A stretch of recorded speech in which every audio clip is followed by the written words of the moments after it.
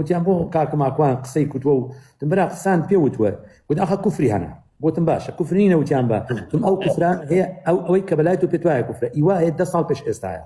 خەریفەی مسلمانان 10 ساڵ پێش ئێستا لە چۆوی بۆ قسەت نەکردووە قسە هەیە 5 ساڵ پێش ئێستا خەریفەی مسلمانان پێش ئێستا ئەگەر پێت وایەوە کوفرە و غەڵەتە تۆ لە چۆ بووی ئەگەر نوسڕەتی نەفس نەبێ گەڕان نەبێ بە دوای زەلاتان نەبێ بۆچی ئەوە هەمووی ئێستا کۆکراوە ئەو شتانە دەرکەوتن دیوانی تێریکە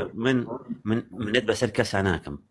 هەرچێکم کردبێ بۆ خۆم ئەیکەم بەڵام هەوڵەیەم ڕیشم بێڵمەوە سونەتەکانم مەزبوط کەم قورئان بخوێنم پیاوی مسلمانانم خۆشەوێ حەز بە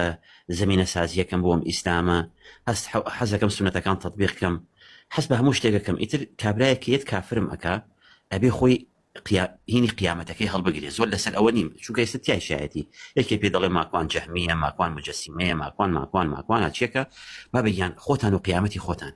بەڵام مامۆسایەکی دەرکەوتوو وەکو ئەو مامۆسای باناوەکان نەڵێم دایکم تەکلیفی لێ کردم و چوار پیاوی پیاوانی وەکو جەنابیشت وازم لە مۆزوعەکە هێنا ناچمە سەر ناوەکان یعنی باشە تۆ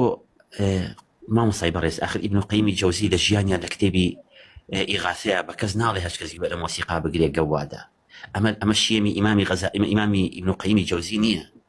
ئەنجا بە تۆ بڵێ کافر و ملحید لەسەر ئەوەی تۆ لە شوێنێکا باسی کتێبێکی شێخ یوسف قەرزاوی ئەەکەم کە ناوی الحلال والحرام کە شێخی ئەلبانی تەخریجی حەدیثەکانی بۆ کردووە ئێمە مامۆسای بەڕێز تۆ چۆن نەتوانی بە کەسێ بڵێ ملحید خوانەناس دەجال کە لەسەر ئەوە شتێکی ئاوا بڵێ قسەکەی من لێرە ئەمەیە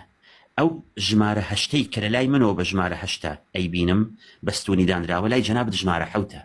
من تا ئێوارە بڵم مامۆسای بەڕێز وەڵڵا هەشتە تۆ ژەڵی وەڵی ماکوانەمە حەوتە بەڵام ئەگەر هاتووە دیدەکانمان گۆڕیەوە ئەو ئیمامی کە من دید و تەسەوراتەکەم لێ هێناوە کەسێکی تر لێ هێناوە یەک سەرچاوە مەخوێنەرەوە سەرچاوی تر هەیە ئەمە قسەکەی منە ئەشێ غەڵەت بم ئەشێ نەزان بم ئەشێ شتێکی دەبارەوە نەزانم تەکفیرکردن زۆر خەتەرە مامۆسای بەڕێز ئەمە قسەکەی وتومای من یەک شت تەواضحی مامۆستا ماکوان ئەوەیە هیچ کات نیوت من عالمم جۆت لێ زیاتر ناو خەڵکە وتومە زیاتر زمانی ئەدەبی هەیە وەک ئەوەی کە زمانی علمی هەبێ وەگوتمە زیاتر ئینشاء الله کە لە سژنا بووە ئێستا زیاتر بەخۆ داچوونەوەی کردبێ و علمی زیاتر فێر بێت چونکە گەشتۆتە خەڵکێکی شارەزا لە دینە جۆت لێ کەسیشمان عالم نینە با پێت بڵێن لە غوربەتی و ئیسلامی ئێمە هاتوونێتە پێشەوە دەرکەوتوینە لە من حاڵی بووی وای زۆربەی زۆریش ئێستا سوسیال میدیای کە من ئێستا ڕاچاوی ئەەکەم چاوی تێ دەکەم زۆربەی نوسڕەتی نەفسەکە پێش ئەوەی ئیسلامە عثمان حەزم بە ڕوبەڕووی مسلمان نییە بەڵام هەنێ مسلمانی حەبەشەکەنە و فشەکەر هەیە کە هیچ نازانێت ئایسا ئەوانە کە خۆیان ئەڵێن باسی تەوحید دەکەن دەبا ئەوە تۆ شاهد بۆ ئەو مسلمانانەی شاهدن لێرە